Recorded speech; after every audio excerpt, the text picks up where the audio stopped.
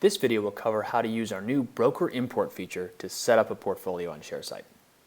So this is by far and away the easiest and most reliable way to get information from your online broker and get it working in Sharesight automatically. To get started, create a new portfolio. So in this case, we'll call this Elvis Presley portfolio. Select when your financial year ends, so we'll leave that at June. Pick your performance calculation method, simple or compound. You can read more about that in help. And then your tax entity type.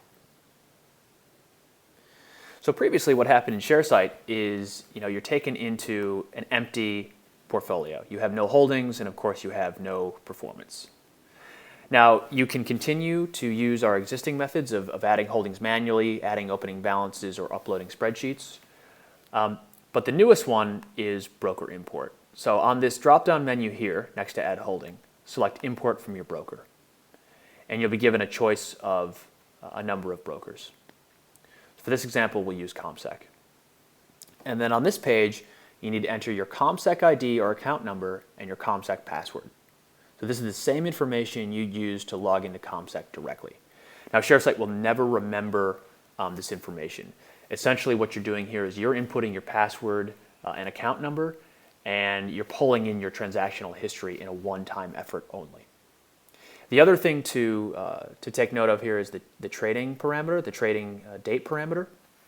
You can go back and import as much history as you'd like, but just keep in mind that since Sharesight will automatically populate things like dividends and splits and so forth, if you import, say, 20 years of trading history, you're creating a heck of a lot of information in Sharesight. So you'll have all kinds of dividends and splits and things like that to run your eye over. So it might be more manageable to leave this at, say, the last tax year or the last calendar year.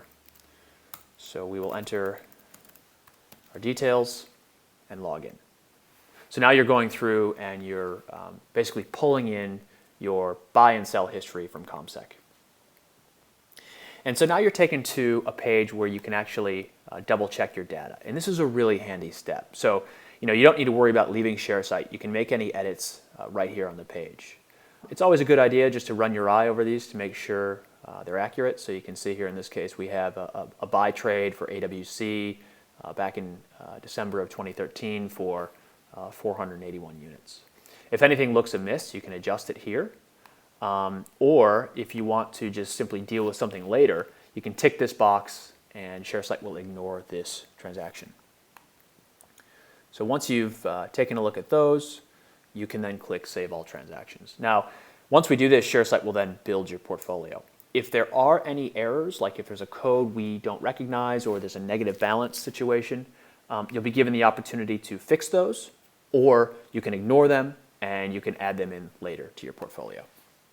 So I click Save. You can see there, Sharesight went through one by one and built our portfolio. So now we're set up. It's as easy as that.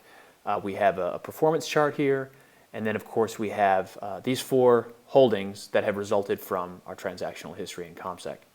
So if, for example, we go into Magellan, MFG, you can see that when you connected Sharesight to ComSec, you brought in one buy trade from the 6th of December 2013.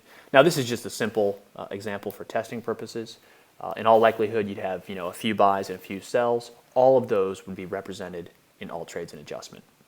And just like trades and adjustments, all the dividends based on those buys and sells would be populated as well. So in this case, we just have one dividend that was paid in March of 2014, but this list in all likelihood would be much longer.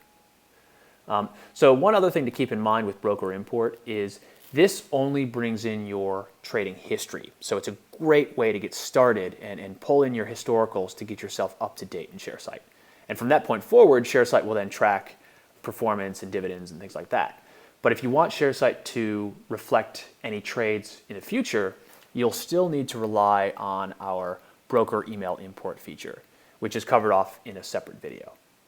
But again, broker import is a fantastic way to pull in your historical trades and get started with Sharesight.